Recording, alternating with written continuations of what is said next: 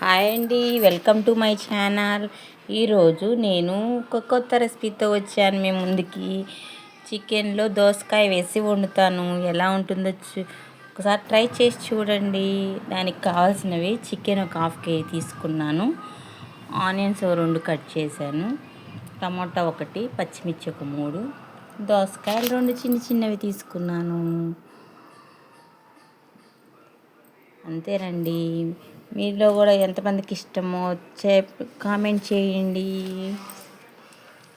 ముందు బాండీ తీసుకొని అందులో ఆనియన్స్ వేసి నూనె వేసుకొని ఆనియన్స్ వేసుకొని ఫ్రై చేసుకుంటున్నాను. అవి ఫ్రై అవుతుండగానే కొంచెం కరివేపాకు వేసాను. అది కూడా బాగా గోల్డ్ కలర్ వచ్చే వరకు ఆనియన్స్ ఫ్రై అవ్వాలండి. అప్పుడే కర్రీ టేస్ట్ బాగుంటుంది. ఆనియన్స్ బాగా ఫ్రై అయిన తర్వాత కొంచెం టేబుల్ స్పూన్ ఆఫ్ అల్లం పేస్ట్ వేసాను. అది కూడా ఫ్రై చేసుకుంటున్నాను. ఫ్రై అయిన తర్వాత ముందుగా తరిగి పెట్టుకున్న టమోటా పచ్చిమిర్చి ముక్కలు కూడా వేసేసి కలుపుకుంటున్నాను. అవి మగ్గిన తర్వాత మనము కడిగి పెట్టుకున్న చికెన్ ఉంది కదండి, అది కూడా వేసేసాను. అది కూడా వేసి కలుపుతున్నాను.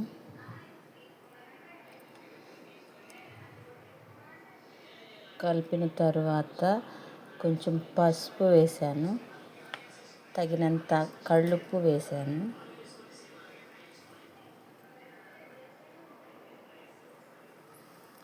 వేసుకొని కలిపి బాగా మూత పెట్టి మగ్గనివ్వాలండి. ఒక 5 మినిట్స్ మంచిగా అందులో చికెన్లో ఉన్న వాటర్ అంతా వస్తుంది.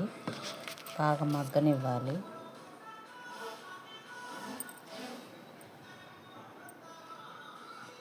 మా ఇంట్లో చాలా రకాల వెరైటీస్ చికెన్లో ఆకుకూరలు అన్నీ వేసి చేస్తానండి. మీలో ఎంతమందికి ఇష్టమో కామెంట్ చేయండి.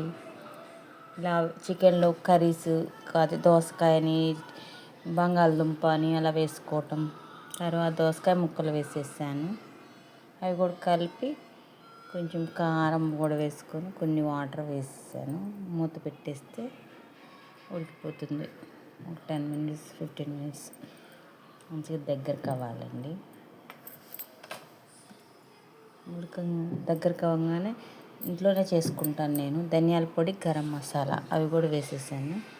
అంతేనండి, సింపుల్గా. ఎక్కువ మసాలాలు హెవీగా ఏమి వేయను. కాకపోతే అందులో కొంచెం తక్కువైంది, కొత్తిమీర లేదు ఇవాళ.